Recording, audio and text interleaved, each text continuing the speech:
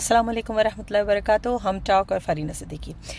जिन घरों में अल्लाह ताला ने अपनी रहमत से बेटे और बेटियां दोनों अता फरमाए हैं, मैं उन घरों से मुखातिब हूँ। हमको अपने बेटे और बेटियों दोनों से इंसाफ करना चाहिए। बेटों को इतना ऊपर आसमान पे मत चढ़ा दीजिए कि जब आप उनको गिराएं और उनके हक तलफी करें तो उनको तकलीफ़ हो। बेटियों को इतना ऊपर आसमान पे मत चढ़ा दीजिए कि जब आप उनको निगलेक्ट करें और उनकी चीज़ों से बरी ज़िम्मा हो जाएं तो उनको तकलीफ़ हो। मैं देखती हूँ एक बहुत बड़ी चीज़ जो हमारे घरों में, ख़ास तौर पे पाकिस्तान के घरों में या जहाँ कहीं भी हमारी कम्युनिटी है उसके घरों में, कि बेटों की शादियों में बेवजह ताख़ीर की जाती है और इस चीज़ का इंतज़ार किया जाता है कि पहले बेटियों की शादियाँ हो जाएँ फिर बेटों की शादियाँ करेंगे। ये बिल्कुल एक गलत, नाजायज़ और जुल्म पे मबनी अमल है। ऐसा बिल्कुल नहीं होना चाहिए। और वो इसलिए गलत है कि आप अपने बेटों को उस उम्र में, जो एक लतीफ़ जज्बात की और एहसासात की और इमोशनल चीज़ों को महसूस करने की उम्र होती है, उस वक्त उनको सप्रेस करते हैं। आप उनसे खूब अच्छी तरह कमाई कराते हैं, पढ़ाते हैं उनको इसलिए कि वो अच्छी कमाई कर सकें। ठीक है, लड़कों को घर का कफ़ील होना चाहिए, सब होना चाहिए, लेकिन अगर आप उनकी शादी भी करते हैं जिसके लिए वो बात करना चाहते हैं आपसे, लेकिन जब बात करते हैं तो डरते हैं कि ये ना कहा जाए कि बेशरम, अभी तो बहनें बैठी हैं, तुम अपनी शादी का कैसे सोच रहे हो, यही कहते हैं ना अपने बेटों को।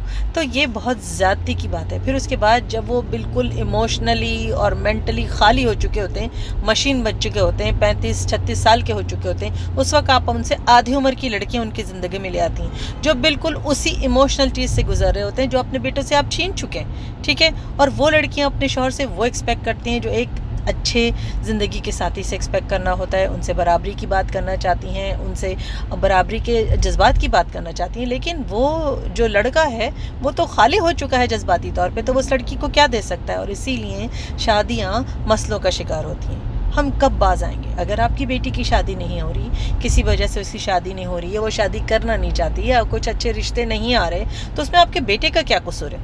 अगर आपका बेटा शादी कर की उम्र का हो गया है और वो ये ख्वाहिश जाहिर करे तो उसको कंडेम मत कीजिए, उसको शर्मिंदा मत कीजिए। उससे भी उस अपने फ़र्ज़ को ऐसे ही समझिए कि उसको अदा करना है, और जो वो बेटी आएगी जिसके लिए, जो उसको वो लेकर आएगा, वो उसकी ज़िम्मेदारी भी लेगा जिस तरह आपका और आपकी बेटियों की ज़िम्मेदारी ले रहा है। ठीक है, नहीं आपके बाकी कुनबे की ज़िम्मेदारी ले रहा है। तो अपने बेटों के जज्बात को और उनकी फ़ितरी ख्वाहिशात को सप्रेस मत कीजिए सिर्फ इसलिए कि आपने ये एक बेहुदा कल्चरल तरीका बना रखा है कि जिसमें बेटियों की शादियां जब तक ना हो बेटों की होनी ही नहीं चाहिए। याद रखिए, जिस तरह औलाद पे अल्लाह ताला ने ये पाबंदी लगाई हुई है कि अपने वालिदैन के साथ एहसन तरीके से, अखलाक के ज़रिए अमल करे, उनके साथ ज़्यादती नहीं करे, उनकी हुकूमतूली नहीं करे, इसी तरह वालिदैन को भी अपने गलत आमाल का हिसाब देना होगा अपनी औलाद के लिए।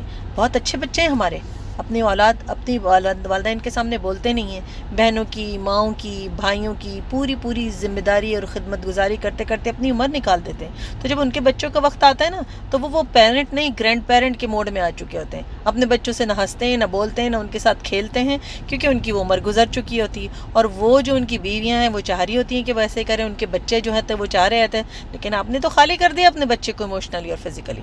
ठीक है, सोचिएगा ज़रूर और इस जुल्म को बंद कीजिए अपने अपने घरों में।